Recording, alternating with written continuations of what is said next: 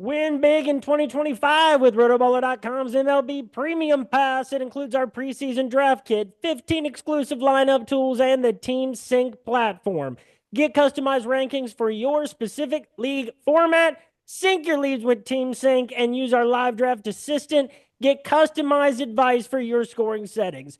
Get a discount for any MLB Premium Pass using my promo code Knuckler. Just visit rotoballer.com, sign up today, and start rotoballing like a boss. This podcast is also brought to you by Parlay Play Fantasy Sports. Use my referral code RotoBrady. Get that sweet, sweet deposit bonus. They got paid contests coming to a state near you. They're giving out boosts and bonuses, slashing lines all day long. Check it out. It's a real fun platform. And what is up, everybody? This is Brady Grove bringing you another interlude episode of RotoBaller's official MMA podcast. Tap that fresh off the tails of UFC 314. Hey, is that camera big enough to take in the largest arm in Westland, Oregon that has found its way to Houston, Texas? Because that thing looks a little bit small. For all things combat sports related, follow me on Twitter at RotoBrady. Follow the podcast at Tap That MMA Podcast on YouTube and Spotify. We got a week break from the UFC coming up. And so with me tonight, he's been on this show several times before. You could have caught me on the Kentucky Preview football episode a couple years ago. He is the host of the College Football Experience, the College Basketball Experience, the UFL Gambling Podcast, holding it down for the Sports Gambling Podcast Network. Give it up for Colby Dant. Colby, thank you so much for being here again. Oh, anytime. I'm glad to be back. I'm glad to be welcome back. Normally, sometimes in life you do a show, they never bring you back. So I'm grateful to be back, brother. Good to see you, man. And folks, I mean this with all sincerity. I have been listening to the many shows put out by SGPN for years, as well as the shows hosted by Colby. If you're someone who's never even watched college football or college basketball before, there is no other network of shows that you can listen to one, completely know what you're talking about by the time that a season starts. Most importantly, understanding why people love college football and college basketball. That's what sets your podcast apart and what always has. Well, I mean, thank you. That's like the best compliment I think I can get, is because, the sport means a lot to me. The sports plural mean a lot to me. And it started from, years of being a fan, decades of being a fan with me and my brothers and stuff. So that's the best compliment I can get. And it's a crazy time, obviously, in the sport. Some say that Rome is burning. But yeah, I do think I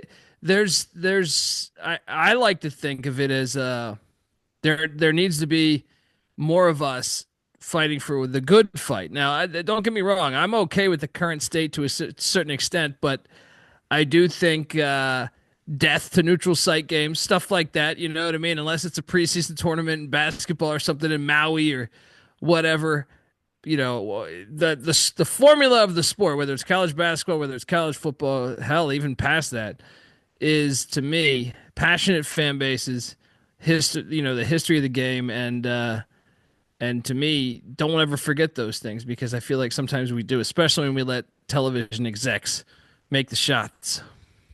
And, this year college basketball was great in so many ways. Now, like the detractions, a lot of it comes in the off season, right? Like it comes when you see that there's 7,000 people in the portal, from the JUCO level to the D1 level. But the thing is, all the criticisms, you've talked about this at many points. I've always felt this way too. The people that are the most critical about the transfer portal and about NIL were the people that have always had the greatest advantages in college sports historically. So I get very suspicious anytime I hear Nick Saban's opinion on something. We talked about that whole trip to Congress last time you were on this, and how hilarious some of the things he was saying up there with a straight face. But it's all the people that would like to see power still centered in a handful of different places in college sports. They're always the first to be on the soapbox saying, "Oh, this is only going to hurt the small schools with them being able to do." I always take that with a grain of salt because no one's sincere in this game when it talks about you're talking about what benefits people. So, of course, big schools end up getting talented people from mid-major programs. It's a tough way, both sides though, because as we've seen with like schools like Texas A&M, like Miami, and football for years, and Texas, all the money in the world is not as valuable as an infrastructure that knows what it's doing and knowing when to listen to the fan base, having a passionate fan base, and also knowing when to tell the wealthy boosters that are trying to run things behind the scenes when to kick rocks. 100%. I mean, Texas has one national championship since 1970. And they spend the most. I feel like they always spent the most or up there with them. So, yeah, you can't just buy a roster. That's the best thing about sports. Now, obviously, there's probably a fine line on being able to have talent, but I just think, and I was arguing a lot online over the past 48 hours because of the Nico situation, I forget how to pronounce his last name. But, the quarterback of Tennessee, he has, it's been a big talking point on and I'm glad Tennessee did what they did, by the way, but I just think people are delusional. They want to convince themselves that this wasn't happening before. I mean, I think it was Fred Taylor that talked about how he took $50,000 from the University of Georgia and never played a snap for them. Now the money's changed, sure, but I mean, Fred Taylor was in college in 1993 or 94 or something, right? So I mean, I just think we're delusional sometimes, So been online, been fighting the good fight of people saying, "Oh, college sports is over." I'm like, man, I read a book about Bear Bryant at Texas A&M in 1953 or 54, flying over, having a crop duster fly planes over their damn field, and to put $10,000 in a I think it was $10,000. It might have been $5,000. It wrapped up in an A&M towel and fly over the house and drop the towel to steal this recruit from Texas. So everyone loves to say, "Oh, it's the end of the world on this," but this shit's been happening forever. I think it's a bit exaggerated. Now, obviously, you would like a little bit of structure. I think it'd be nice if you knew who your starting quarterback was when you're going into spring ball, or at least the guy that you're paying to be your starting quarterback. It would be nice to get a little bit of structure. I would like, for me personally, just from our job point of view, I would like a one-time transfer time of the year. You know what I mean? For football, it could be December to, January or, to late January. That would organize things a little bit better to cover it nationally, because it is a bitch to cover these days, I will say. Compared to covering it 6-7 years ago, it's tough. I mean, you get players that transfer so late, it changes the whole team. It's hard to evaluate. It's harder to do our job, which, I mean, I'm not complaining. I still love to do this. I guess I am complaining, but it's just one of those things. So I just think it's always been happening, and I feel like people are a bit delusional just because it didn't happen in front of their face. This was always happening. You know what I mean? And we can play the pendulum to the other side of that. You never heard about, I love some of these coaches, but I remember reading a Bobby Bowden story where a player was recruited because basically because his connection with his best friend. And he never started at Florida State. He's a fourth or fifth, I think that back then you couldn't play more than 4 years. So he was really a senior going into a senior season. He barely ever, been on the field, and he wanted to transfer to just, on my senior year, I wanted to experience just what it's like to play in college football. And I think he wanted to transfer to a school in the SWAC. I could be wrong, but Bobby Bowden blocked his transfer and said, "I have a rule. You can only be." If you're going to transfer, you can only transfer to a team in the Pacific or on the Pacific Ocean. And I'm like, this is pre-internet. So it's like, how the hell are they supposed to know anybody What are you gonna? We're gonna write a letter to San Jose to hope you can, hey guys, I would love to play football with you. I mean, that's just insane to me. I mean, and there's been other coaches too, Bobby Knight, who, say what you want about the guy. I thought he was great for college basketball, but he was an asshole when it came to transferring. Bill Snyder, plenty of block transfers there. I mean, so I see both sides of it. Like the pendulum finally swung, and it swung aggressively because you had a lot of coaches being assholes to human beings. You know what I mean? Like, I don't even understand what that would hurt you. A fourth string running back, that's what, you're afraid that he's going to transfer to Grambling and give away the plays to Florida? I mean, I don't know, but I'm saying, like, I see both sides of it, but I will say that the thing's been going on all the time. But I would like a little bit more structure, but I'm okay in this pay-for-play era. I'm okay with it, despite, I think that's kind of an opinion in the minority these days. And, to those same points, folks, first of all, if you have never seen it, go watch the movie Blue Chips. It's a great crash course in all the things that could ever possibly go wrong for a college basketball program. Colby, just from Kentucky, I mean, Kentucky in 48, 49, 51 won 3 championships in that span of time. And our starting 5 was the starting 5 of the Olympic team. So we also basically won an Olympic gold medal.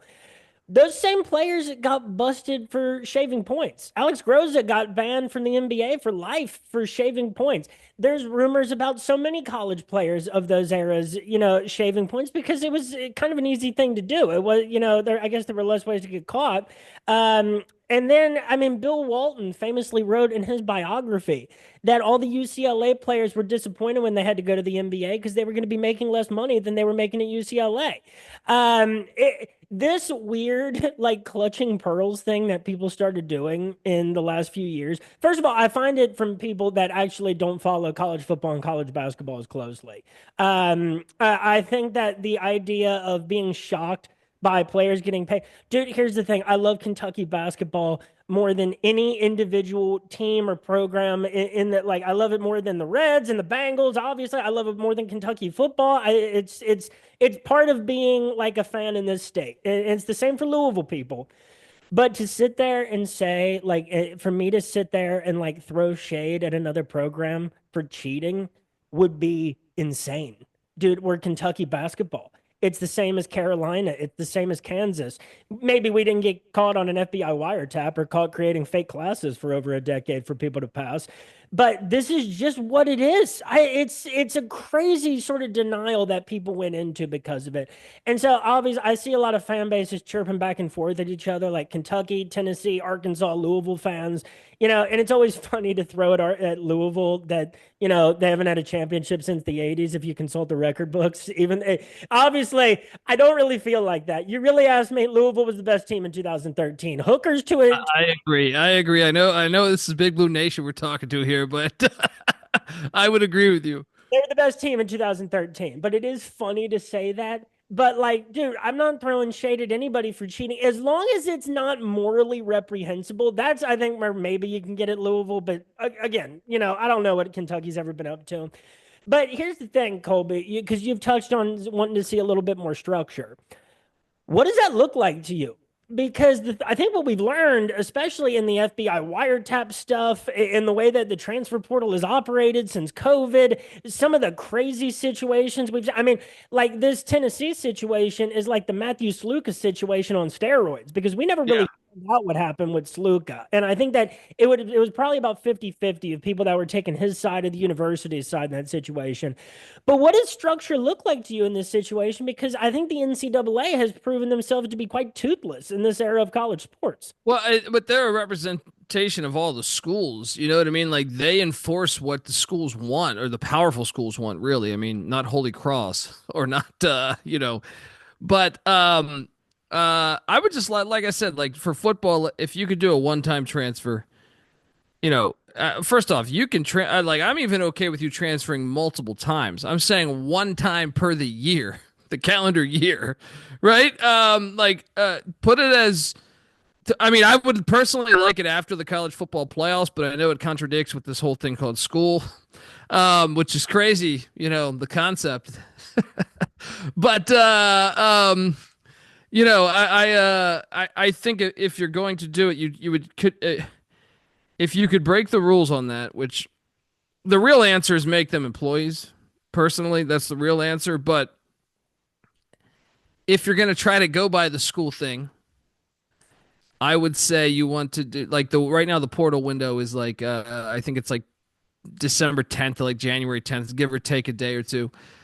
I would just make that a little bit bigger. I would say you have December 10th until February 5th or something, and if you could push it further back than December 10th, I think that'd be a good thing because you have the playoffs going now, and that's only going to get bigger based on the money eventually. I think it will go to 24 or 32 teams or something. But my point is that if you just had one time, say like Nico was thinking about transferring, and the Tennessee stepped forward, gave him that money, because he was actually paid pretty well considering he wasn't the greatest quarterback a year ago by any means.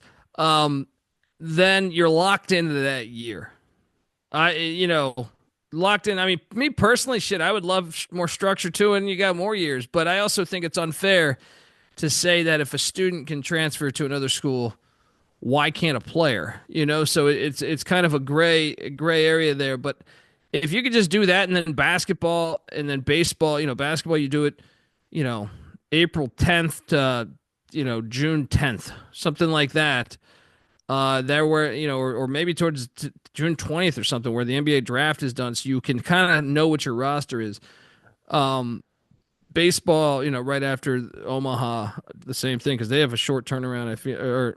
They have theirs is just crazy because they have all the other sports kind of cranking up, so they kind of get on the back shelf there. But that would be great for me, like not only from a fan point of view, but from a guy that does content to know the game. But I also think, because that's the thing that might get lost in all of this, I personally don't really have a problem with people saying like the free market is free market. This is America. You know what I mean? Like I don't really have a problem with that.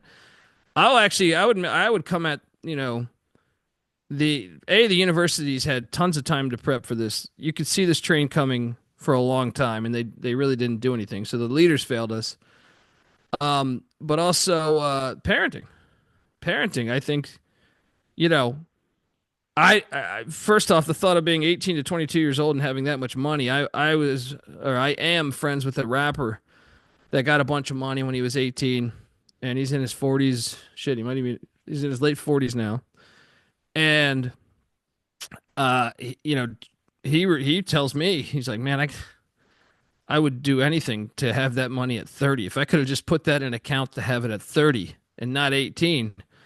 But it's hard to walk that fine line of, to me, it's America. If you're the next Tony Hawk or something, you're 18, you're going to get paid like it. You know what I mean? So it's hard to, but I just think parenting, do your job as a parent. Like I look at the Nico situation, and I think his parents, I mean, we'll see where he ends up. I would say, just off the top of my head, your parents kind of failed you. You got to the college football playoff. You're getting $2 million a year. And they've been loyal to them as far as I know, like the University of Tennessee has. So it's like, I would say, like, if you're just out to get the most money, I think you're approaching it wrong from a parenting point of view. You're still a millionaire. You're getting $2 million a year, and the end all is the NFL.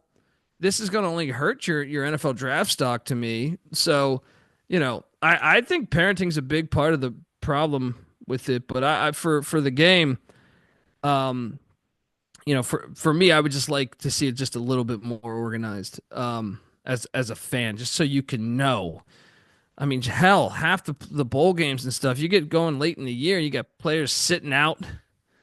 If we could just figure that out as far as like, you're paid for this year. If you're healthy, you got to go. If not, then the payments don't come in, because, I mean, you're doing these bowl games and stuff, even late in the year on teams that were not bowl eligible, or fringe bowl eligible. The whole rosters, you're just sitting there like, I got no idea who's playing. And I'll be honest, I think that's more of a generational problem from parenting. To me, like, than anything else. I mean, my father told me you commit to something, you do it. You know, you're only as good as your word is. So that would be a big problem to me that I would just like to see cleaned up. And, it's different if a kid is getting screwed over, by a school, because I'm sure that happens a lot. I'm sure it used to happen before the internet when, the player couldn't immediately take to social media and give their point. I am sure even just in transfer blockings, at money that was probably promised to kids that was never delivered on, and they made a big all the time. Yeah. That made a big decision. Let's say it's 1983. Let's say Oklahoma offers you $100,000 to go play football for Oklahoma.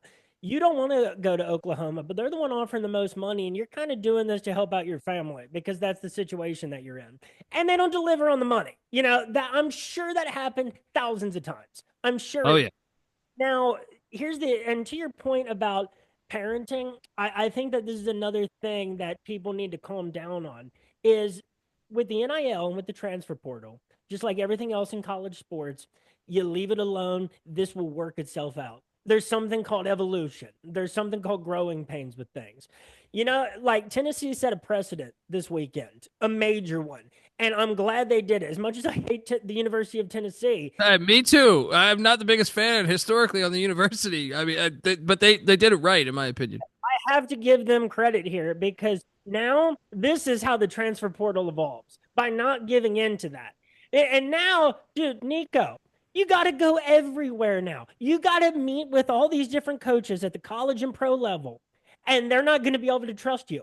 And fan bases aren't going to be able to trust you. You missed out on a big opportunity here to be in what has, traditionally been a high-powered offense in the SEC where you are going to have a ton of eyes on you. You were going to be the starter, and now everywhere you go, people are going to have to look at you and point to your dad and say, look, man, you got to drop this guy. There is nobody. Yeah. He's not looking out for you. He's looking out for him. All right. Anybody that would have told you to do this is not looking out for you. All right. You drop this tumor and you move. And dude, some athletes have to cut family off from that side of their life because people do not have the right priorities. Now, to your point too, I say with this stuff that this is America all the time. It's a weird thing that people who traditionally are very laissez-faire get very hello comrade about when it comes to college sports for some reason. And I find that it's a lot of people that are fair weather fans, they tune in for the biggest game that's on, Fox every weekend or whatever it is. They're not watching the whole body of college sports, or it's stuffy academics who are like, oh, they're giving these kids all this money. They're paying them way more than they should get. We shouldn't be giving them that much money. And it's like, hey man, you aren't giving them any money. This isn't a government administration that was set up to divvy out funds. This is only being decided by how much people think their value is. That is what drives payment in sports overall. It's the same as with the NBA draft when Broke came out and people were complaining, oh, they give these kids that much money and they're not even telling them how to spend it. And it's like, hey man, it's not your money. I'm sure that you think you'd be able to do better with it, but it's not your money because I'm sorry. No, go ahead. No. And then also the universities, you built that whole other wing, Ohio State. How'd you build that? How'd you have that money to build that thing? Oh, because Archie Griffin was running for 2,000 yards or whatever, you know what I mean? This, the hypocrisy in just a lot of people's assessments of no, you're supposed to go to school. And I'm like, well, the school, you think they didn't just make that money because people were enrolled, especially some of these big time universities. You know damn well that football and basketball were the things that were the catalyst financially for them to continue, to get certain things. From every other sport, feeding the ecosystem there I was reading about Virginia Tech today, and Virginia Tech's, football success under Beamer, they started building things that they had no idea they were capable of once, he started really getting it rolling there, facilities and stuff. So, and they still, by the way, in the article complain that there wasn't enough facilities. So it's but that's what bothers me too, is it's you have people on the high horse. I remember arguing with people that really were kind of just coming at football and basketball, specifically football, I feel like. And they didn't realize that like your rowing team is the whole ecosystem. These players were the football players and basketball players are the reason why you had these sports. I mean, it's fascinating to me how pigeonholed you can take your argument when you don't think about the grand scheme of things. But I didn't mean to cut you off, man. I'll let you go back because I just wanted to crowbar that in because I feel like Ohio State or some of these other big schools, like you've built. Now you'd probably still be successful outside of it, but hell, you add in 70 years of success in football, countless millions of dollars. You can't tell me that your university isn't you paid for probably plenty of buildings on the backs of those football and basketball players. And Colby, I know you can relate to this sentiment. Is when I think about my 4 years undergraduate at the University of Kentucky, and even the 3 years that I'd spent at law school in the same city, I remember those days of football tailgates and going to our, fraternity parties where we had the like NCAA tournament games up on a, projector screen in someone's massive backyard. Those are some of the greatest memories that you can carry through life. I know you can relate to this at East Carolina. There is not a price that you can put on people leaving 4 years at your university and looking back on that time having loved all of it. You can't put a price on that. And 100%. And that's the scary thought of the portal too, though.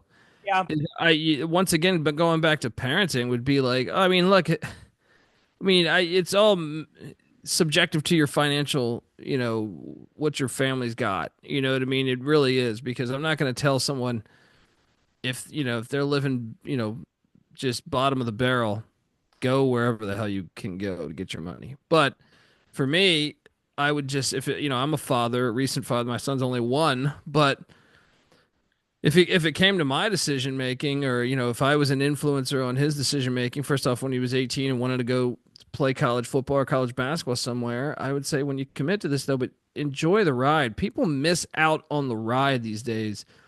Like you're alluding to there, the ride, the best, like I would pay right now. And I didn't play college, but I played sports in high school and ever since I was a little kid. Go Pee Wee to Pop Warner, whatever.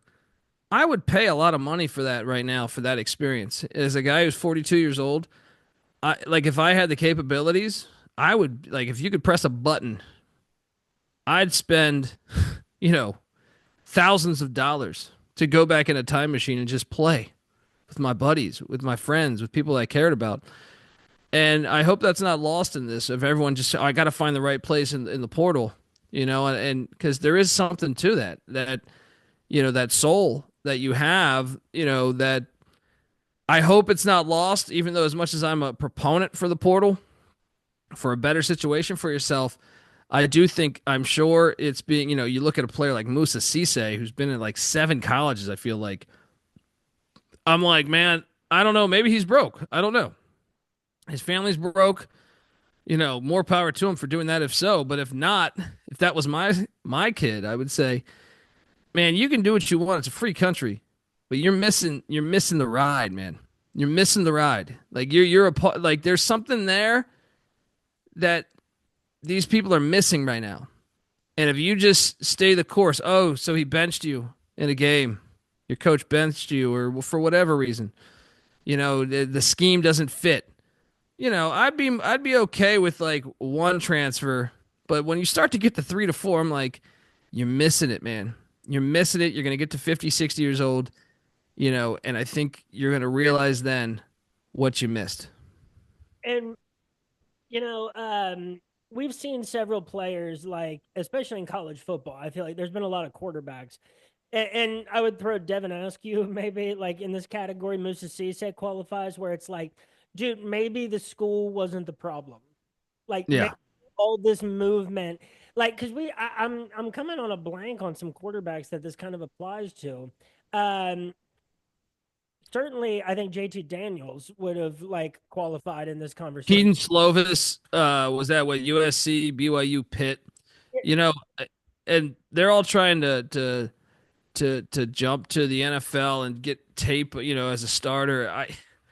I think they'll find you if you're good enough, man. I mean, we watch the spring leagues. I think they'll find you if you're good enough. So I wouldn't panic as much as that. But I mean, another thing is to me, like if you're going to transfer to one system, I would understand it more if the coaches left, but that wasn't the case. Pat Narduzzi's still at Pitt. Sataki's still at BYU now. I think he left USC when Clay Helton was still there. It wasn't because he got fired. So that's what I mean, though. Is like, what? It would just be different if it was me and my son. Now I would still make him make the decision because I think you're I don't know what's going on with Nico, but it seems like his dad kind of made the decision for him, and maybe he's only 20 years old. I feel bad for him in that regard, but I do think you should have your kids make the decision. It's their life, but I do think there's something lost in today's day and age of like when just a little bit of adversity hits, you just bounce to the next thing, and adversity is the best thing you can get. Like to me, I've done stand up for over 20 years, and like you do a shitty room, it's way to me in memory. For me, my experiences, the shitty room teaches you way more than the good room. The good room, I remember doing like a frat at Arizona State. I could say anything and they'd laugh. It's like tits, and it's just like ha ha ha, right? And it's like it didn't teach you anything. I mean, the drinks taste better that night because you think you fucking destroyed, but then you go do some donut shop in the Valley of Los Angeles, and it's just a grind. You get way more out of that to me than you do. But I also think you get way more out of it from a memory standpoint, an experience standpoint. Not only did you learn something joke-wise, I look back when I meet up with my comedian buddies, you start talking about those. You never talk about the really great venues, really. You talk about the shitty venues.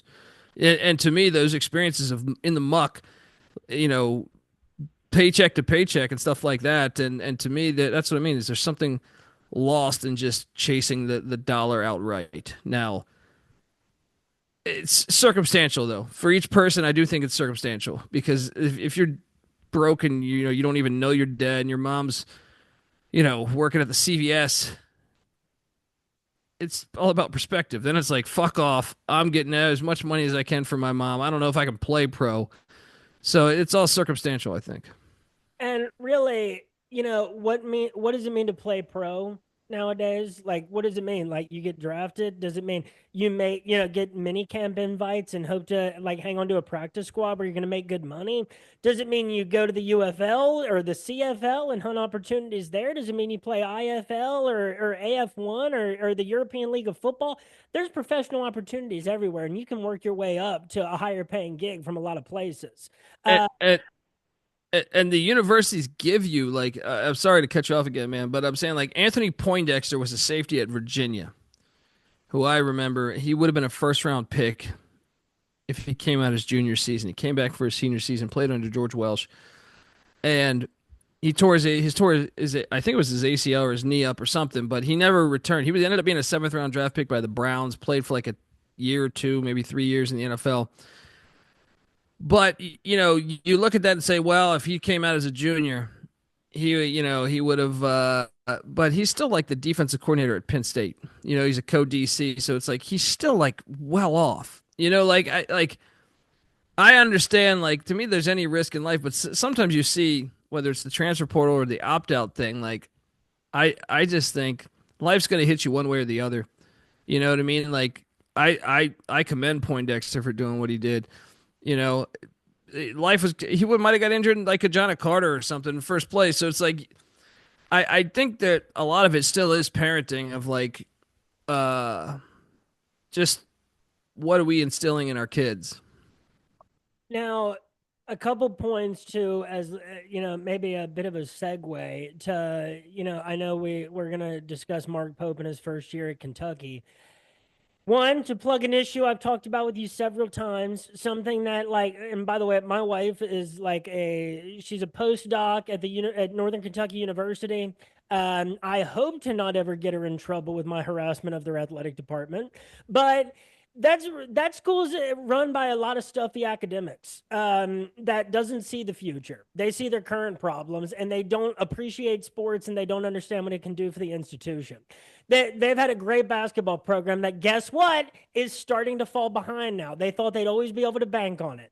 And it's an area that I know would rally behind an NKU football team. And I guarantee they're going to watch schools like Cleveland State, like Wright State, like Youngstown State pass them, and they're not going to be able to keep up in basketball because they don't have the money to pay for anybody. I think they've done all right in the transfer portal, just, recruiting D3 and like some other places. Like they got a really good player from Georgetown College in Kentucky. I think in KU, they have a proud basketball program. What did they go to the NCAA tournament 3 out of 5 years after being, I very think so. Yeah. Division One? So their reluctance to, because they swear it's because they're broke. I'm sure that they are. But that is an incredibly short-sighted view of what a football program can do for your college. When there and don't have those memories of those tailgates and everything. When your 4 years at NKU is done, and a good percentage of students, based on their donation numbers, either remember being a student there or it's passive time for them. Yeah, and it's like I know UCLA and like with Chip Kelly was saying they were broke. These people are in charge of the future. We're putting our kids through these institutions that don't know how to manage any money. It's fascinating to me. You read some things, and I'm like, how the hell are they that much in debt? You got 40,000 students paying a bunch of money, or I don't know NKUs, but I'm saying certain schools. It's like, how is that possible? You get a check from TV companies for basketball and football nonstop, and you have this many students paying money to go to the university. They should give a class on how bad their money management is at their own institution, like regarding their own institution's numbers. But yeah, as far as NKU, I'd love to see them with the football team, man. And it's a bummer. I think personally, football, I think, you should be able to do, specifically the major sports in America, like football, basketball, baseball, hockey. I'd even say track. I think almost every university should supply that, because that's part of, like, to me, it's part of the American human experience growing up. Like, why would you not? Even if you don't even play sports, there's plenty of people that don't play sports but like to watch it. So I think it gets you. It's part of the college experience to get you fired up or excited. I could tell you countless stories. For me, it was ECU, and they beat NC State in a game that to me is like one of the greatest games in my mind, of like, oh man, the way we beat, they had talked all this shit and we beat them, and that's one that I think I'll remember like when I'm 90, right? If I make it there. But I think you're selling the college experience short if you don't have, and I would, like I said, I don't believe that there's not enough money. Like, especially like if you have, I'd understand it if you had like 2,000, an enrollment of 2,000. If you have like over 10,000 students paying, I don't understand how you mess this up. You know what I mean? Those sports should all be like, to me, a necessity of, like, that's part of the American way of life, so you should supply it. If Tulsa can do it, if the Colorado School of Mines can do what they do in Division II every year, if Union, Ohio can do what they do in Division III every year, and especially with NKU, it really bothers me because in basketball, so far, they have had such a built-in big brother, little brother rivalry with UC that has produced some amazing games. And in football, what's that separated by the way, mileage-wise? Oh, dude, like, UC's a little bit more like on the interior of Cincinnati, and NKU's here like about 10 minutes away from where I live in Highland Heights, Kentucky. So it's probably like, I don't know, a 15-minute drive. It's nothing. That's perfect for the sport, though. Like, that's why we love the sport. The TV execs don't get that, but that's why, like, we want to see that. We want to see crosstown battles. Heck, Cincinnati and Xavier have the crosstown shootout, which we love. As a kid growing up, that was like, I remember running to get the college basketball Sporting News magazine and finding out what day that was and marking it on my actual physical calendar, pre computers and stuff, and saying, I'm going to watch that I'd mark the Iron Bowl and mark Army Navy, all this great stuff. Yeah, I mean, it's a no-brainer to me. And you got George Clooney as an alum. He can cut you a check, make another Ocean's 15 or whatever. I don't remember. Right? I mean, come on. And I've harassed NKU about this on Twitter for like years. And I want, like, if anybody from that institution, unlikely, other than my wife, maybe in the other room, is listening, here's the thing. I say this out of love. Like, I love NKU sports. I love what they have done with their basketball program. I want to see them flourish. I think football is a path to that. And if you're ever wondering, oh gosh, how do we build a new dorm building? How do we build a new science building? Dude, it's not through the ways that you're looking. And if you keep listening to these people that are wearing lab coats all day, you're missing a whole group of perspectives on these things that you're really missing. And so another thing too that I think was really important for college sports this year, and that I've hated seeing in the past. I blame Ben Simmons for everything that we've seen since then. Dude, do you remember the day? I remember the day he said that he was like, oh, I'm going to play in the draft. We're going to the NIT. I'm not going to play. And LSU said, all right, well, we're not going to play in the NIT. And it's like, you've got a whole other roster. It is such a spitting in the face to your fan base and your institution to have a postseason opportunity and not take it. And we've seen bigger schools. We've seen Indiana, turn down NIT bids, over the past few years, stuff like that. And it's like, hey, what do you think? You're above that? You weren't. You were 18-14 this year. And so I think that the college basketball crown actually did change a little bit of that this year. I think we saw a lot of schools that otherwise were passing on the NIT playing in the college basketball crown. Even when they were missing players in the transfer portal, they were still playing in it. And I think a lot of guys raised their stock a lot by getting more minutes in that tournament than they should. The NIT was a great showcase of mid-majors this year. It was actually, even though the NIT has done everything that they possibly could do to ruin their own tournament and to make it super lame, what it ended up being this year was actually kind of awesome. Like, I thought it was the best. I thought it was the best in like 25 years. Chattanooga and UC Irvine, what they did in that championship game, the way that it ended was incredible. So I hate when I see people turn down postseason opportunities, especially when you're LSU, when you're Florida State, when you're Virginia, something like that. You have an off year, and you decide that, forget the guys that are on our team now, forget the people that this is going to possibly be their last college basketball game.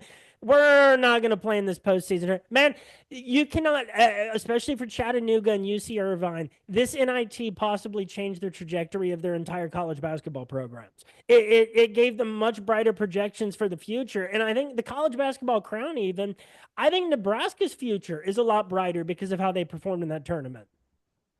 Yeah, I mean, for Irvine, I do believe it's something that, and probably Nebraska as well, but like, I don't know. This is what I mean is it's like a societal thing, or like, I just don't understand the ideology on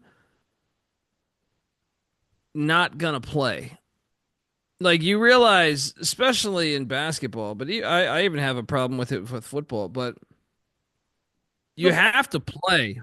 Bowl games are the worst. I mean, when Will Levis and Chris Rodriguez sat for a bowl game, as a Kentucky fan, if you told me 10 years ago I wouldn't care about a bowl game Kentucky qualified for, I would have had to commit it because it was such a rare thing for us. So that the bowl games is where I think the strongest impact is really felt.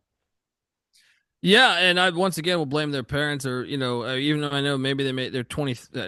This day's college age, they're like 29 making that decision if you're Cam Rising or something. But no, I just don't understand it. I don't think you're living life correctly. Like, life can hit you. The irony is, like, they're probably out doing Jaeger bombs at the fucking bar or something. You probably have a higher chance of getting into a fight with someone bashes a beer bottle against your nose and blinds you in one eye than you do getting injured in a game of basketball, or driving to Taco Bell or something. You know what I mean? Or driving wherever. Like, I just feel like if you use that same logic, if you actually had someone computing the numbers to you, especially basketball, but I even think in football too, I just don't believe the injuries are such a overstated thing. But basketball, the irony is you have to still train for the NBA draft. You have to still play in shape. Like, so it's even more mind numbing. You're like, wait a second, you're not going to play. Like this year in the NIT, Bradley's fourth leading scorer opted out. And I just couldn't believe that. I was like, what world? First off, I checked, and I think they had played 2 games on national TV all year. I remember you talking about this in the episode as I was driving home from Dayton, Ohio, and I remember the rant that you went on because of this specific dude. Yeah, I mean, it was. I honestly thought, like, I was like, he's opting out for the NBA. It's like you still have to be practicing and playing in these camps, so like you're gonna have to play the game of basketball anyway, right? You're still gonna have to play it, but yet you're not gonna play it here with teammates that you've known for years, and you're gonna be on national TV where you've barely been in your life. I just was so taken back by that I was like. Who is giving you this advice? Are you forming this opinion yourself? Because I just don't understand it. I don't understand why you would want to do that. And I don't understand, like, I mean, I joked around on our show saying he has a better chance of being drafted for WAR than he does to go to the NBA, but because he was the fourth leading scorer at Bradley. But I really think you're missing the boat on the experience. And let me tell you something. If he played for Bradley, they might have won that championship. They were a good team all year, man. Like, It was just unbelievable, but I just it's something I'll never understand. Like I said, I would pay a lot of money to go back and play with my friends, and that goes for each team I think I was ever a part of. Even the team I think I disliked most, I would still do. I would still trade that. I that experience is golden to me, and I wish I can get back to that experience, but you can't because life path. You're at a different stage of your life. You're a parent now, or I'm a parent now, but I'm saying like. You're at a point where you can't go back, and that experience is so awesome. You would just give anything for it, and I think he'll regret that for a lot of years in his life. At some point, maybe he probably won't regret it in the next 10 years when he's playing ball in Bolivia or something. But I'm saying he'll regret it eventually. I truly believe that. And I mean, my son's 17 months old right now, and whatever it is, it's like do what makes you happy. Like, no matter what, trying to practice that now before he really understands it. But like, thinking about these things, it's like, do what makes you happy. Don't think about and here's the thing, money is not irrelevant to that situation. It is not like irrelevant to the fact that you might not have to worry about money for a very, very long time. Look, I'm not anticipating my son being Division I athlete. This is a widely applicable concept. If he is, great, but money is certainly important. It is to be factored in, and there's more that goes into happiness, obviously. Now, and I've always hated when athletes, professional or amateur, say, I'm not an athlete, I'm a businessman. It's like, you're the one who's going to go broke. Like with that thinking, like buy your juice shop, like on the corner. Like we've all seen this before, but you think about if you're a pro athlete who says, I'm not a businessman, I'm an athlete. I don't know if you're either at that point. I think that you might not be either of those. And yeah. No, I just feel like, just overall, like, if the sport was not fun to you, then I could understand it. But like to me, like the sport, the purpose is supposed to be fun. You know what I mean? Like the purpose when you start as a kid, football, basketball, whatever, any of these sports, like it's supposed to be fun. If you ever lose that, then I would never second guess that. But to me, it's still like I don't understand the pandemic. I'll call it a pandemic because like every bowl game, 60 players opting out. Each. I just feel like you're like, man, you're telling me the third string quarterback of Florida didn't want to play the bowl game?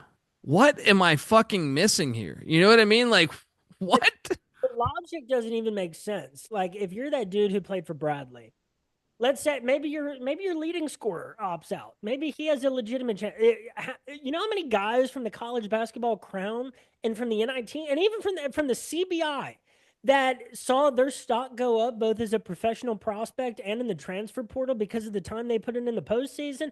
Take that big goofy white guy from UC Irvine, man. Like he's going to be, he's up to stock. So many, the dude from Chattanooga that just transferred to West Virginia. I think his name's Honor. Yes. Honor Huff, is it? I believe. Yeah. And dude, like I remember when Josh Harrelson and Darius Miller had miserable 3-year runs under Billy Gillispie and a couple like under the last year of Tubby Smith maybe. They were like their careers were afterthoughts. Darius Miller was a Kentucky Mr. Basketball from Maysville. Josh Harrelson, a JUCO transfer, and Darius Miller they worked themselves in to long-standing, high-paying professional careers. DeAndre Liggins, another one from Kentucky, because of purely what they were able to do in the postseason. Now, that's the NCAA tournament, but in this era of professional basketball where you're going to the summer league, you're an undrafted free agent, you're all just like, if you're not drafted in the first round, everything is the same. Second round, undrafted free agent, you go to Europe, you make some money there, the G League.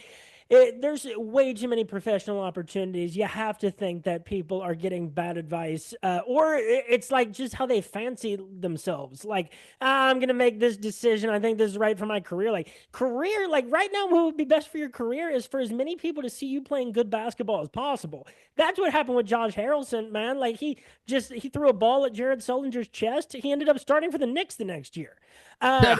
And I think it's a good segue to talking about UK. Now, like, I know your feelings about Kentucky. I don't blame you because, you're not a Kentucky fan. I don't expect anybody that's not a Kentucky fan to feel positively about Kentucky in any sport or in the SEC. Now, the thing about Kentucky is, should I be worried about Kentucky playing in the SEC for the next 20 years the way that the conference was this year? Two reasons why not. Is one, I do think that whenever people start saying this is the strongest conference in the history of college basketball, one, Colby, it very well might have been. I'm not big on historical comparisons because they're fictional. There's no real objective way that you can measure those things. It very well might have been the strongest conference. I don't know. There's been some great years for conferences across the board, but Kentucky basketball, the fan base, the passion that goes behind it, the money that we're willing to invest in it, how much we care about it every single year, that is never going away. I've seen Auburn on senior night in 2009 with 500 people there to support the people that were playing their last game for a school that they spent 4 years at. That's no hate to Auburn. When your school hasn't produced basketball success for a very long time, you're naturally like your fan base is going to be a little fair weather, and that's going to come along with sustained success. That's what Bruce Pearl inspires, much as I hate him and his possum grin. But yeah, Kentucky, that passion, that love from the fan base, it's not going anywhere. It's been here for 80 years. And the second, I guess I just gave like both reasons is when it comes to the SEC, when people talk about that kind of it's in a bubble. The SEC did really good in the NCAA tournament, but there were plenty of schools that I thought were highly ranked throughout the year that I always questioned whether they were top 15 schools and whether they had deep tournament runs in them. I will say Ole Miss proved me wrong with their ability to go as far as they did. Sure. But, the passion for Kentucky's basketball fan base, that's never going away. We will always be willing to invest that money in the program. And there's always going to be 24,000 people showing up for games and showing up for Mark Pope's press conference. Mark Pope, Colby, I think I told you when he was hired, when we missed out on like who all the biggest names were, and I never felt like Dan Hurley or Scott Drew. Those never made sense to me as fits. That was just reaching for who you think the best coaches in the game are. When they hired Mark Pope, I went through the same stages as every Kentucky fan. As I was like, oh no, a former player. Like, we've seen this play out too much. What's it going to be like if it doesn't work? He's only been at BYU. And very soon, as he started to talk, as he started to put that roster together, it was like, this guy was perfect. For this situation, when you're coming off John Calipari, Mark Pope is exactly what we had been saying that we wanted out of John Calipari for, basically since 2015, since the last really good, deep postseason run that we made. And for what we had this year, we lost in the Sweet 16 to Tennessee. Painful. We played horrible in that game. It hurts even more considering you beat Tennessee, twice in the regular season. We had some huge wins throughout the year. Colby, this was one of the most fun seasons of college basketball I can remember in my life for Kentucky. It was because we had to work for it. It was because this wasn't supposed to happen. To beat Duke, Gonzaga, Louisville, all these top 5 and top 10 teams to beat Florida in the only matchup that we had with them this year. I could not, the players that we have, Andrew Carr, Otega Owe, Lamont Butler, the Kentucky kids from the hollers, like that are hitting threes and coming up with big plays against Tennessee. This was one of the most fun years I can remember. This was a very special team. And the only thing that concerned me for Mark Pope is how do you follow this one up? Because this is going to be a special year for a long time. Almost like on this, like almost on par with the unforgettables in terms of like how you think about that. And if that's only a term familiar to Kentucky fans, that is the 1991-1992 team that lost to Duke. And I feel like I have to explain that for everybody who might not be a Kentucky fan, because Rick Pitino had like about 8 teams that had nicknames that started with the Un. So it was a very special year, and I think, Sweet 16 that might be below the historical standard of where Kentucky fans want to see us go, but I could have not been more happy with the way that this year panned out, and could not be more happy with the job that Mark Pope did in year 1. Yeah, no, I think the best way to sell it, from my point of view, is, isn't it great, the unknown? Like, I love the unknown, and what Mark Pope is he's a guy that's won at Utah Valley and BYU, right? He's got his reps in as a good basketball coach. He comes in, he obviously cares about the program. It's a dream job to him. But he is not considered one of the elite coaches in college basketball yet. But that's the unknown. That's what's great about it. And I think that's probably why you're the most excited that you've been in some time. He brought in a bunch of guys that were, to me, not traditional Kentucky players. Like they're kind of guys that had been counted out. Lamont Butler was a guy from San Diego State where I know he wasn't highly recruited. But some of the other guys, too, some mid-major transfers. Some guys followed over from BYU where I know they weren't highly recruited. And I think you got a team that you want to fight for. And to me, the unknown is always, in a lot of scenarios, I don't want to say always, but in a lot of scenarios, I'll take my chances with the unknown. That's living. That's part of the fun. Is that? And I think he's a good basketball coach. I know myself and my co-host Moneyline Mac on our college basketball show, plenty of games this year where you could see the coaching. And I like Calipari got to the Sweet 16 too, so I don't want to completely shit on him, but there are times where you would watch Calipari coach teams and you would just say, man, it's like he's phoning it in on, like, there's a clear advantage here that he's not taking advantage of. There's a clear weakness in this team that they're phoning it in on this. And to me, it was kind of refreshing as just someone that loves college hoops to watch Mark Pope in Kentucky just have an offense that just looked like there's not just, hey, NBA, let's have your best player create a shot. It just seemed like there was organization in a way from an offensive and defensive point of view. And that, I think, was refreshing. And I'm not even a Kentucky fan, but I like I said, like, it was refreshing in that regard. Now we'll see. Obviously, the fan buy-in is always great, so I do think they'll probably load up, and he'll probably, coaching is something I think, sometimes we rush to judgment on these guys that are younger.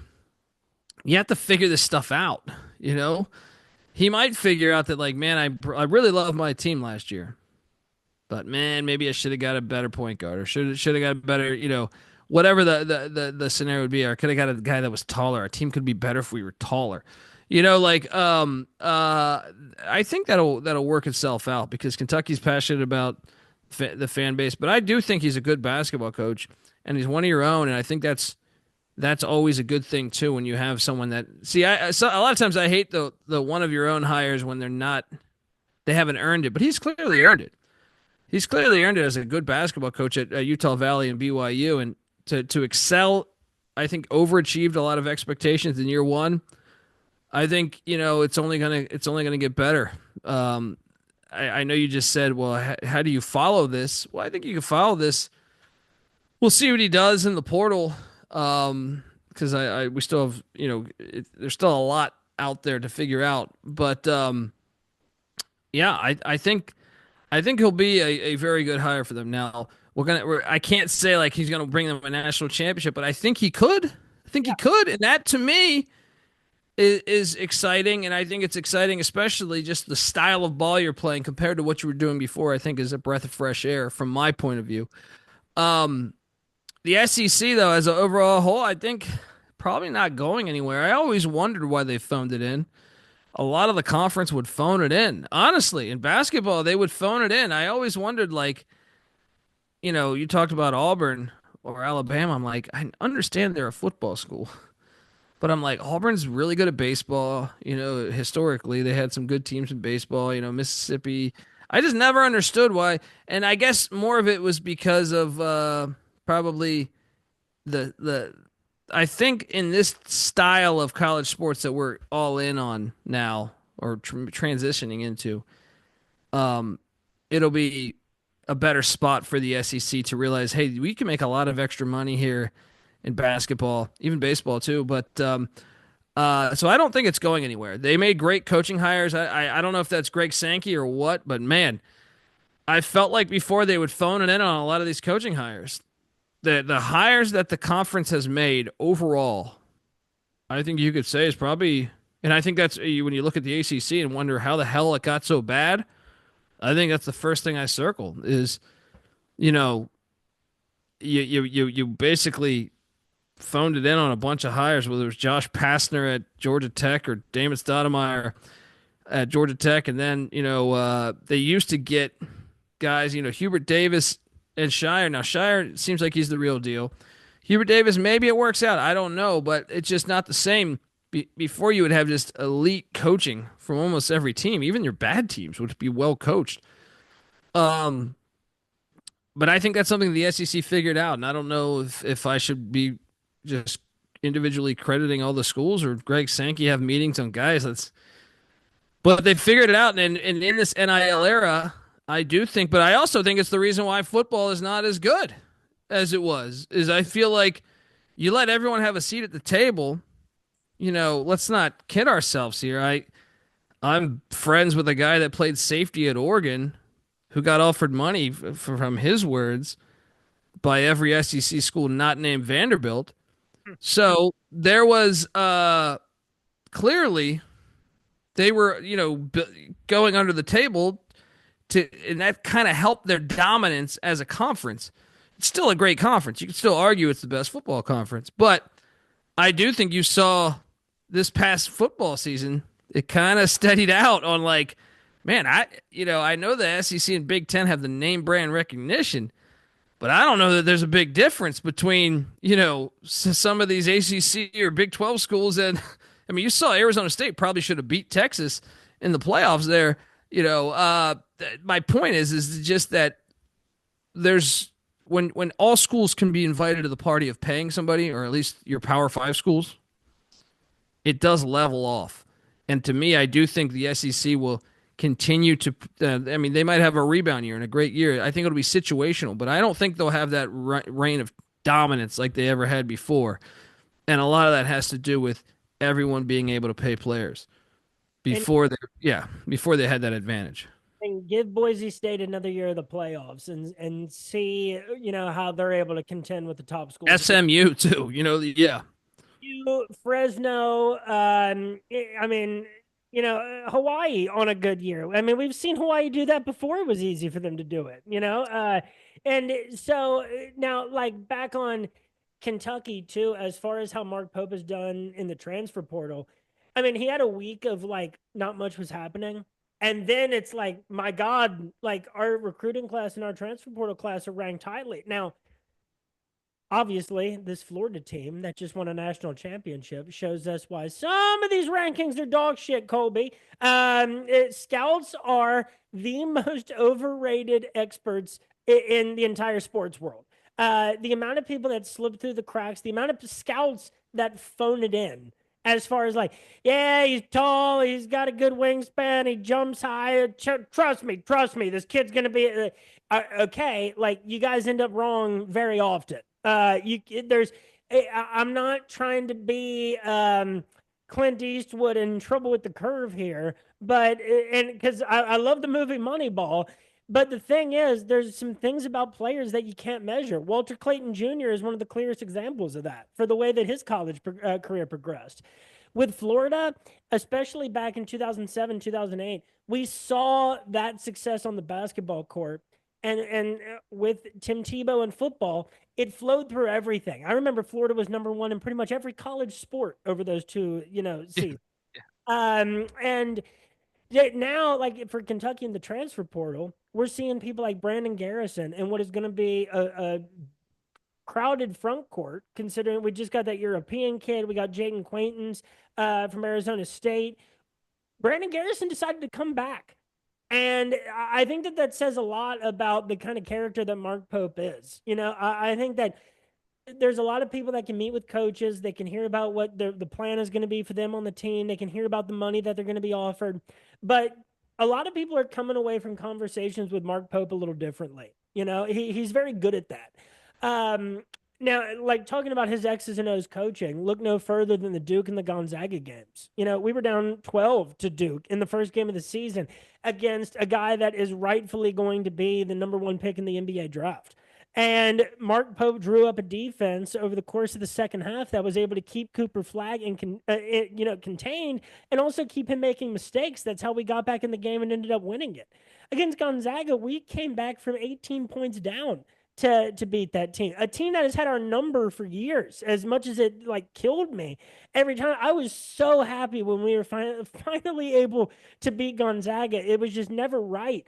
And so I think that Mark Pope in this era is actually really refreshing. I think that, he does what he has to do in terms of the NIL and the transfer portal isn't going anywhere. You have to work with those things. But the things that are great about college basketball, Mark Pope also embodies. And I have nothing bad to say about John Calipari, honestly. It was time for a scenery change for both of us. Amen. I mean, he has his philosophy. It might work. I mean, you never know. I mean, he won a national championship, been to Final Fours at multiple different schools. So, it could work. I don't know that it will work in this era when you can get players, Duke was pretty damn close, though, this past year to having one and dones and getting. I just think your odds are stacked up against you a little bit more. But, yeah, I think Mark Pope, if you're a Kentucky fan, I think you're super happy with year one, and I think it's a bright future ahead. I'd be curious in football though. What's your thoughts? Because is Stoops? I'm going to Texas A&M. No, I'm not. How you guys doing? Got my a drink. And that's the thing, man, is that I think that of any people that should get nervous from seeing what Mark Pope did in his first year, it's actually Mark Stoops, because Mark Stoops was similarly situated to John Calipari. Mark Stoops was, a guy who had success at some big name programs, came in, completely changed the way that we recruited. We were recruiting the state of Ohio fantastically. We started getting these NFL prospect quarterbacks out of the transfer portal, and it's just gone a little bit stale. The Devin Leary thing did not work out. It was not the right thing. I liked having Gavin Wimsatt, as a backup last year and everything. But we've all known, we know what the contract incentives are for Mark Stoops. It was never necessarily you need to win 10 games. Go to a bowl. Historically, that's all you've had to do at Kentucky. But let me ask you about that, because I have an issue with that now. Now, it's a different day and age. It's a different day and age to me. I listen to a lot of other podcasts that cover, college football or college basketball, and specifically in this one, college football, they just say, well, you're Kentucky. You've never been a power in the SEC in football, right? So why should they be expecting that? They're going to, now that there's no SEC East, they're going to be one of the basement dwellers. I don't understand that. I say no. Nowadays is a different day and age. If your scouting department's there, you can put up the same amount of money. Now, I know basketball traditionally is the main sport, but you just mentioned Florida. Florida's won championships in football and basketball, multiple championships in each. And Florida, let me tell you something. Before, the 2000s, Florida had one Final Four appearance ever, right? So why can't that happen in football for Kentucky? Like, I disagree. I think it's a lazy take when they just say, yeah, well, you're Kentucky. No, you're Kentucky. You're the state school for a fucking state surrounded by Ohio and Tennessee, and you have talent there and a passionate fan base. I completely think that's phoning it in. And I to me, in this day and age where you saw Indiana make the playoffs last year, why can't that be Kentucky? Why can't that be Kentucky? And Colby, what that is an excuse to not have to do your job that well. You know, I see it. I mean, I see it in my actual profession of like practice of law. I see people do that all the time where when you're coming up with reasons for why you shouldn't try to be the best, that's an excuse for not wanting to do your job the best that you can possibly do it. Kentucky, we've seen them go 10-2, 10-3 in some of the years. Now, like, you know, would it help? If let's say Kentucky was in the ACC, then it's very possible that we could go to the playoffs, 3 out of the next 10 years. I'm not going to be crazy with it, but like it'd be certainly possible, because I think that's the reality for Louisville is Louisville's going to be going to the playoffs a lot. As much as it kills me to say that, that's the truth. This is a school that is willing to invest in their sport, has a ton of money to invest in stuff. You look at the value of that university's athletic program, and they're going to be going to the playoffs plenty. As far as like, with Mark Stoops, I don't know if there's like somebody out there like Mark Pope where Kentucky football is really close to them historically, and they're able to like really like take all the frustrations of the fan base and wrap it all into one package and say like, I'm going to take care of all of this. Someone's out there. It doesn't have to be one of their own, but Kurt Signetti wasn't from Indiana. Let me tell you, there's great football coaches out there. There's great people that can break down talent better than the rest. You look at Vanderbilt last year beating a bunch of SEC teams. They went out and got a guy, Diego Pavi, that was at New Mexico Military for a few years before New Mexico State. And so it's there. I refuse to accept that answer, like as far as like they just are going to they should phone it in. No. Like to me, you could be a playoff team. Now, yes, the SEC is much harder than the ACC right now. I don't know that will be the case in 5-10 years. I think that especially with the schools and like one of the best things now, I hate a lot of this, what's happened as far as like conference realignment. I think Cal and Stanford and ACC is ridiculous. Like I think, the whole Big Ten is ridiculous personally. Like a lot of the Big 12, like I hate all of that, but I do think it's woke up a lot of people to start realizing that throwing money into football and basketball, your revenue sports, is very, very important if you don't want to end up in the MAC or FCS or D2, whatever. Like this has woke up a lot of people because all of a sudden, ask Washington State. We were friends with Mike Leach, who flew us up to Washington State, got to know a bunch of the people there. And unfortunately, man, they really got, and they did nothing to deserve that. But I'm saying that was kind of more geography based. But I just think in general, it was a rude awakening. I saw Wake Forest realize that hey, we got to start throwing money into football and basketball because we don't want to be Washington State. I think those two, Washington State and Oregon State, became like the test for the rest of the nation at Power 5 schools of holy shit, we better throw in some money into football and basketball or we're going to have to cut jobs for everybody. So, Vandy too, they look forward and see what the next 20 years could be for Vandy, and it could be really ugly if you don't invest in football. You might get kicked out of the SEC. You know what I mean? Like that's at some point, the value is going to change like that. Pay attention to the most recent ACC contract where it's incentive based.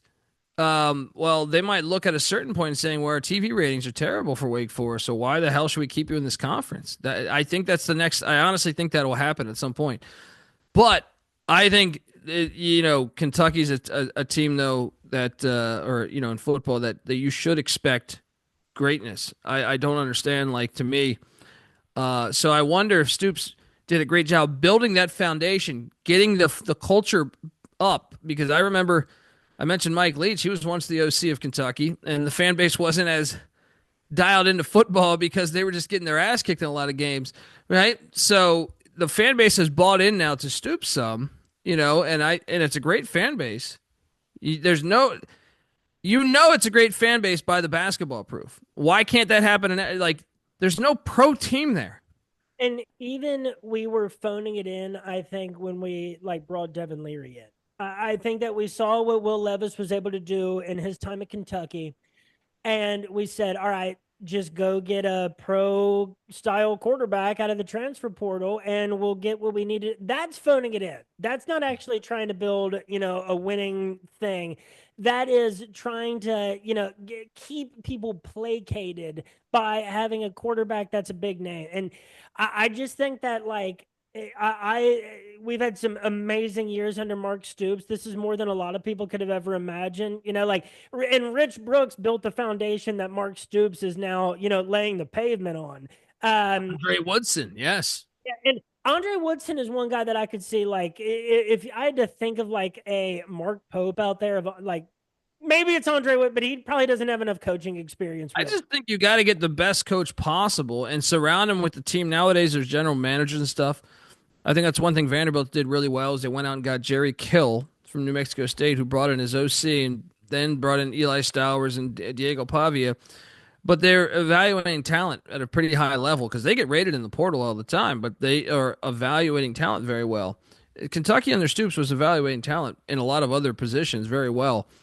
I still think, though, don't sell yourself short. This is a new day and age, to me, of college sports, so anybody can be anybody. Before, yeah, you probably weren't paying for the top wide receiver, but Alabama and Auburn and LSU were. But now it's a different game, I feel like. It's a different game with revenue sharing and everything else. So I hope that Kentucky fans listen and I think balance is great in the sport when you can do that. I want to see Kentucky football. I'd love to see them win a national championship. Basketball, I've seen them do it so many damn times. I feel like, but I would be happy for Mark Pope. So, yeah. And I mean, now in football, when there's, Colorado School of Mines, there's Valdosta, there's Shepherd, there's Union. There are the people right now, again, I'm talking about people that really don't follow these sports as closely as they might claim to, don't understand the talent that is out there from the community college level to FCS. They don't understand. And we've seen teams built fantastically from the foundations of those areas. Now, again, I think that we might be approaching the point where, just like John Calipari, Mark Stoops might have just run his course at Kentucky. It's not a knock on him. That doesn't mean it's a bad thing. I mean, it means he built the foundation. Now you can go out. I mean, if this happens, maybe he has a great year this year. Who knows? But I wouldn't think it's a bad thing. I'm not trying to talk shit about him. I think he's a good football coach, right? And yeah, he is with Calipari, dude. We won a national championship with him. He brought us back from being an afterthought, which we were after the. I want to look. I love Tubby Smith. I truly, I think I appreciate Tubby Smith's time at Kentucky more every day that passes. And it's unfortunate that that's kind of the effect that Tubby Smith has on you. It's you miss that guy when he's gone. Billy Gillespie turned us into a bit of a joke, even though the results weren't catastrophic. It's not like some of Calipari's absolute worst years. Calipari brought us from that point to immediately I hope that Florida, I hope that, Tennessee, I hope that all of you really enjoyed this time that you had where we were mediocre, because we're going to take your faces and rub it down in the dirt for the next handful of years. And that's what we did. We won a championship. We went to the Final Four 4 out of 5 years. And the other year, we kind of got a little bit snubbed from the NCAA tournament in Nerlens Noel's season. I don't think we would have won a championship. Alex Poythress couldn't dribble. Love that guy too. But the thing is sometimes you just run your course at a place. In Kentucky, especially for basketball, but now more so in football, the pressure is there. You cannot stay there for that long. It's weird too, John Calipari. What I loved about Calipari in his first 5 years is that we were the most hated team in college basketball by a mile. And I loved that, dude. I missed being hated. God, I was waxing for a time that we were hated. No one hated us during Billy Gillespie. There was nothing to hate. We weren't a threat. Under John Calipari, when John Wall, and I was at Big Blue Madness when John Wall premiered the John Wall dance and everything, and it's like, looking up at that as like a middle schooler, like I feel like college basketball is different now that this guy just did this dance. And it was John Calipari's time at Kentucky changed college basketball in a lot of ways. I miss being hated, but the thing about Mark Pope is nobody hates him. You can't hate him. You have to very likable guy. I think it's refreshing for Kentucky fans to, Mark Pope is never going to say that the SEC tournament doesn't matter. He is never going to say that a game against Louisville is just another game, because we all know it's not true. Now, when 90-year-olds are beating the shit out of each other in retirement homes, for the result of those games. Now, Colby, we have been on for a little over an hour here. And damn it, before I even transition, baseball is so important in this era. Hell, women's gymnastics is so important in this era in the SEC. It all goes into the way that people value your school and the money that's flowing in. I don't think you can measure the value that Olivia Dunn had for overall LSU athletics just by being there. That is a real thing that, maybe some of the more hardcore old school fans don't want to accept, but it is absolutely a reality.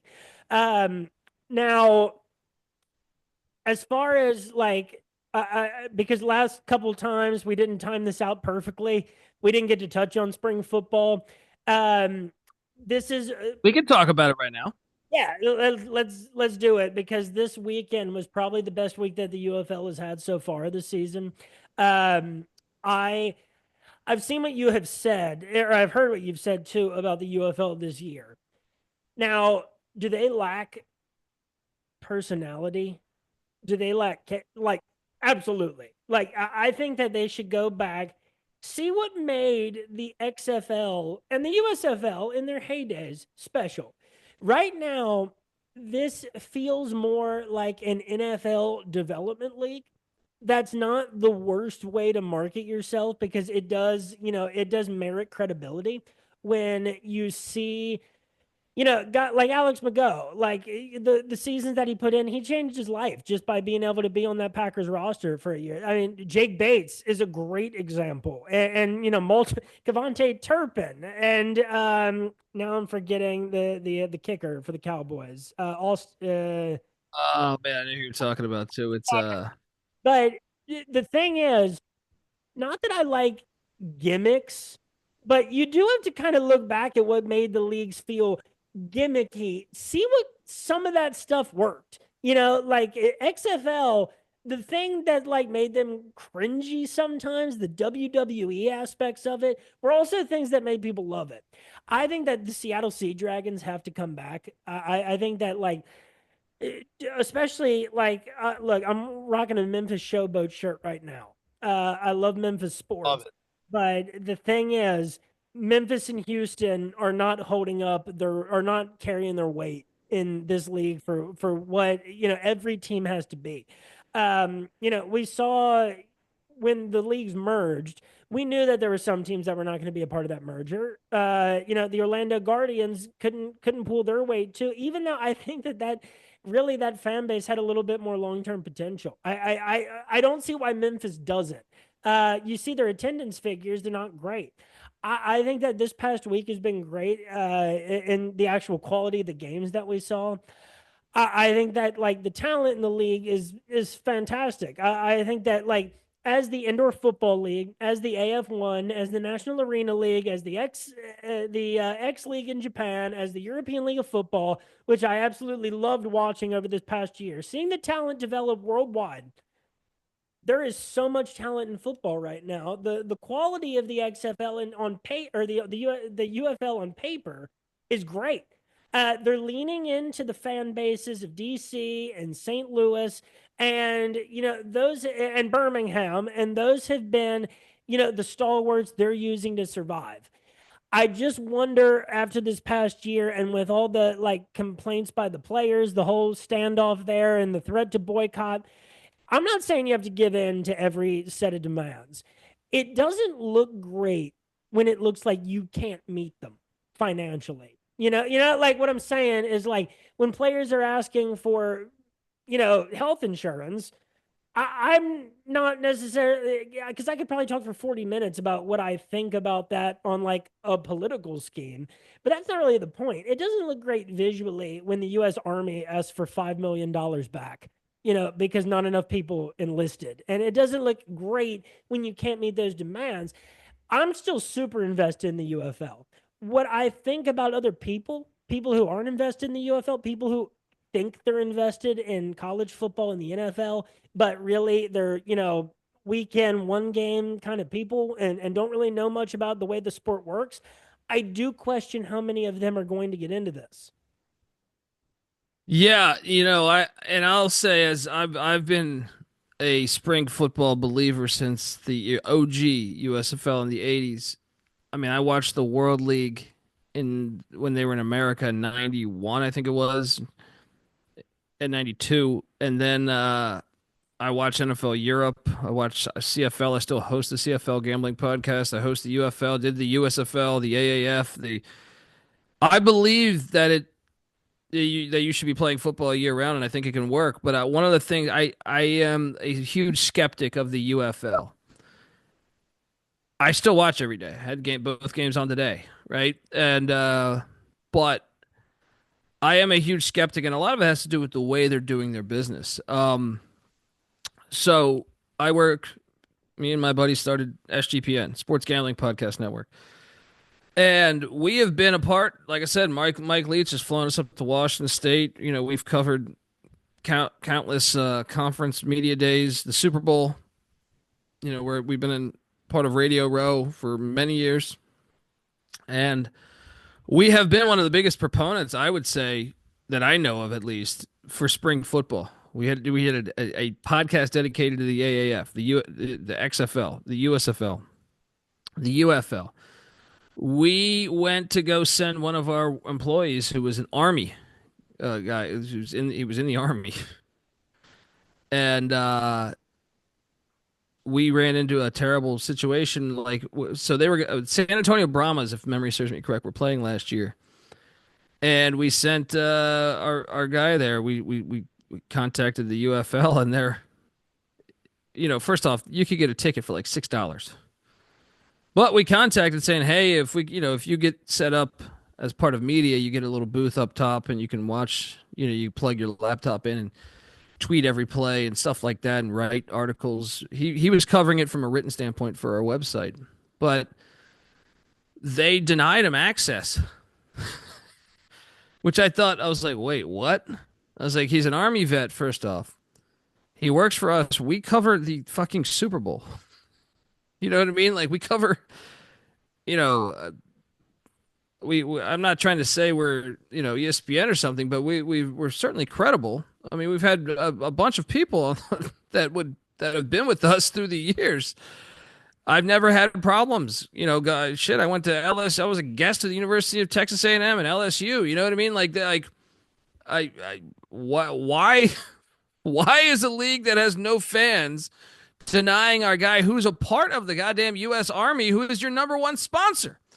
Always when yes. It's going to be so easy to grant people access. And especially, I get it if you're the Kansas City Chiefs, but when you're the UFL, when you are, a mid-major college program, because I feel like I've heard Mac say some similar things about certain programs where it's like, why do you not want as many people covering your team as possible? What power? Especially a startup league. Like a startup league, we're sitting there saying we're paying for the guy we're flying him out there, putting him in a hotel room, and it's like, and then to deny us. Now we ended up getting. I like to think that we were probably the catalyst of getting this guy fired. Their marketing guy that was emailing us. Yeah, hashtag UFL Jeff sucks. Because we were baffled by this. So I mean, we sent him to the game on a $6 ticket or something, and then he's just sending us photos of like the 12 people that are there, and you're just like, how could they be this bad at business? But then the Army thing, the Army asked for their money back. The Rock didn't meet his demands as far as how many tweets he put out, and the league in my opinion, lacks originality. I want it to succeed. I want spring football to succeed, but out of all of them, this is the one that I think I like least. I mean, some of it is from that experience, but also some of it is from just watching it. Like, I just think they lack originality, and they lack effort to get connected to the city that they are connected to. I think, like, St. Louis, oh, the fans showed up. They would have shown up. It doesn't matter what league. They had gotten their heart ripped out from them. You know, we had Dick Vermeil on our show talking about that, right? So I truly think that has there's no connection there. I don't think the UFL was out in the streets bringing in, you know, showing that they're dedicated to the city of St. Louis. I just think that's an obvious, you know, deer in a cage. You know what I mean? Boom, one shot, you're good. DC, I thought similar situation. They had the Snyder thing.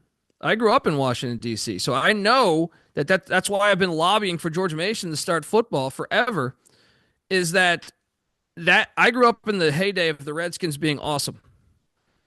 That fan base, even with Snyder leaving, they're half intact. Now, you go back and watch a game in the early 90s or the 80s, it was like a college crowd, right? My dad, my uncles, big-time, lifelong Redskin fans, they don't watch now because they don't support the Commanders thing. So even now, after they got rid of Snyder, who they all hated, who everyone hated, right? He's gone, but you think you can just patch that up? Well, maybe to some. But it's still a football-crazed area to me that is wanting – they want football. So I think that the Defenders, the one was a no-brainer as well.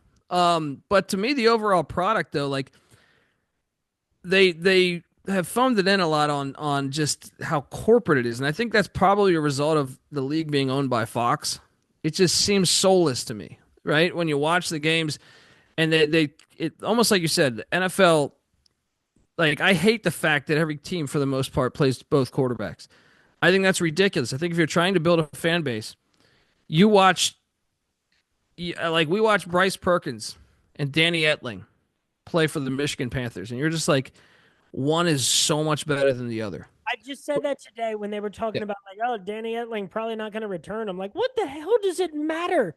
Dude, don't play Danny Etling over Bryce Perkins. Well, that's a problem with the fucking league, though. If you don't feel as a fan connected to this team, like they're doing it like, oh, this is a developmental league for the NFL. Well, guess what? The fan doesn't want that. They will not buy in with that. I think Anthony McFarland's the best running back in the league for the past 2 years. He was getting 4 carries a game, 5 carries a game with the leading the league in rush yard average. So it's a huge flaw. Like if you go there, when you went to a Detroit Lions game, you wanted to see fucking Barry Sanders. Now you could say, well, that was the NFL. You still want to see the best players play. That means your coach is phoning it in if you're playing both quarterbacks or both running backs, and not giving your best players, because that is your best chance to win. That means you are drawing your line in the sand against your fan base, in my opinion. Like, I think it's a terrible way to construct this. And the old XFL didn't do that in 2020, right? The previous leagues, the AAF didn't do that. I mean, they might have had some quarterback shakeups, but it wasn't because one was when Spurrier had the Orlando Apollos rolling. They weren't switching fucking quarterbacks, right? And then take it even further back, like to other spring leagues, you can do the same thing. You want to be connected to the team. And you want the team to be fighting for their best chance to win. And the more you deprive them of that, the less buy-in you're going to get. It's a poorly ran league in that regard. And now, on the flip side of that, I know you liked it too, when like the Defenders, they were doing Jordan Ta'amu and Derek King. And that made sense because they each had strengths that they were trying to use. And right now, I think that maybe the Battlehawks have a chance to do something similar with Manny Wilkins and Max Duggan. We saw it too, like with the Roughnecks, with Brandon Silvers and with Cole McDonald. There's times when that makes sense. But this thing where it's like, and Danny Etling probably not going to return to this game. I'm like, I would goddamn well hope so.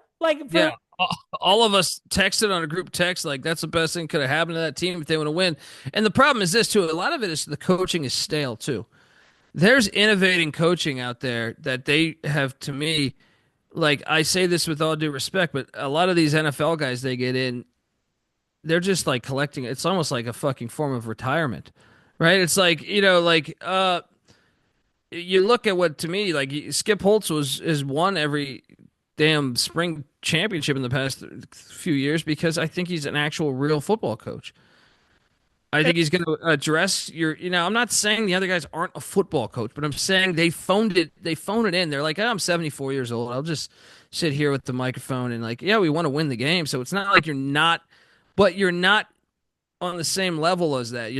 Like, to me, the NFL coach is another thing. It's like your turnover in a spring league, your turnover is so much that I almost think you should hire high school and college coaches because they're used to that much turnover.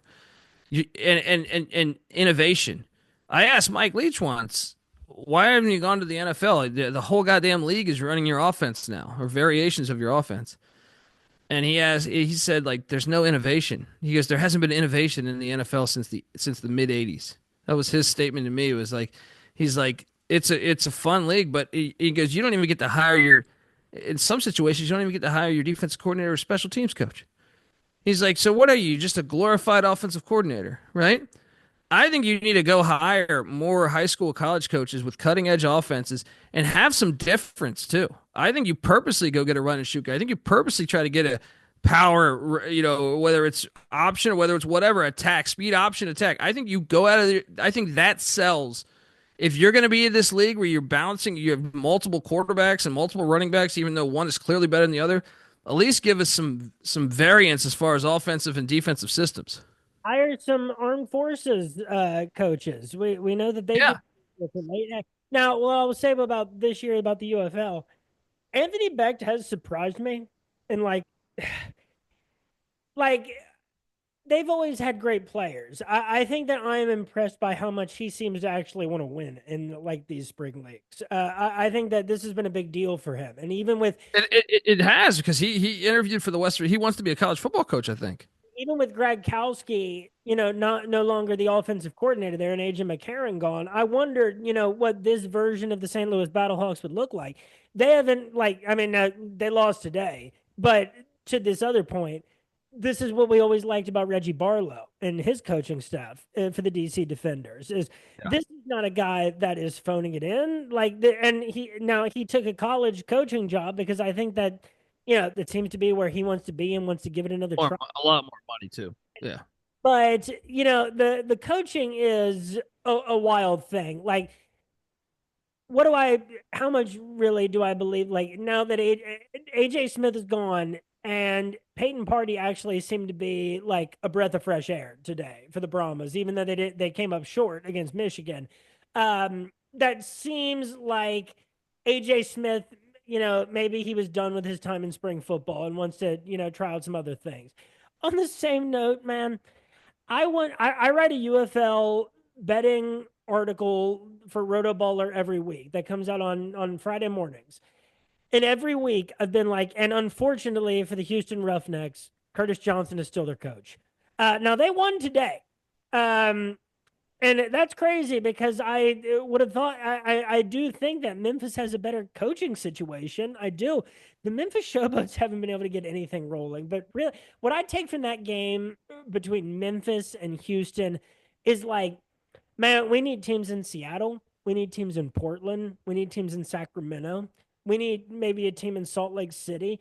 This whole thing of like trying to force a team on a city just doesn't work. I agree too. I mean, this should be like Boise or Iowa City or something, Des Moines. Like you got to choose better locations because that shit doesn't sell either. That's what I mean. Is it seems, and I know some of the other leagues did this too, but it just seems to me like I hope I'm wrong. I hope spring football is around forever, but I feel like this league is doomed long term just because of their. If they were like that with us, what were they like for other people and other publications, right? And then also, it just seems like The Rock not showing up to Houston. I know he said it was airplane problems. Who knows? I personally thought it was a PR thing. The players were going to give him a letter delivered, and he always says he's so for the players. I personally, my own belief, I don't have any reason to I think he purposely didn't want to show up because that was going to be a PR nightmare, right?